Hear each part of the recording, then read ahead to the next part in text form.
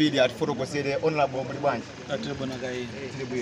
Adziko la Malawi masiku ambuyo apitawa tinamva zino kuti mwatengedwa ndi apolisi. Timafuna mwina dziko lidziwe kuna kuti anakutengani chifukwa chani. Pazifukwa zimene zili zosagwirizana ndi ufulu. Ziko nombera democracy ndipo ali sali ndi ufulu olankhula.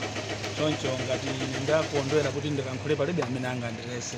Chifukwa chomwe munamva kuti ndatengedwa kwa anthu amene akudana ndi chilungamo. Koma sinkhani yokuti tikuopa tiasiye makhoti agwire ntchito yawo chifukwa makhoti ako amayendera malamulo. Muna mangidwa limodzi ndi honorable Kamlepo Kaluwa amene atuluka dzulo.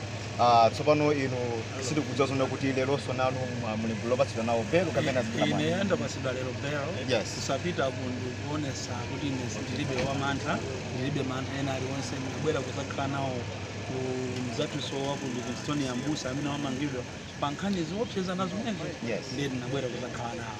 Chabwino. Ndatuluka papere koma ndakhala konkuno kuonesesa kuti chilungamo kutenga kwa Malawi wonse amene amakufunani zabwino kunjaku. Tikuthokozeni Amalawi chifukwa cha mapemphero amene mwakhala mukuti kupasa komanso tiyalikiza abusa athu amene apasidwa kuti tsogolo kumawa ndi amene azamve za belo yawo. Tiyeni mutipase support ifeyo tilibe mantha ndipo tiyima pa chilungamo ndi chilungamo chokhacho chimene chizati Thank you, sir. Thank you.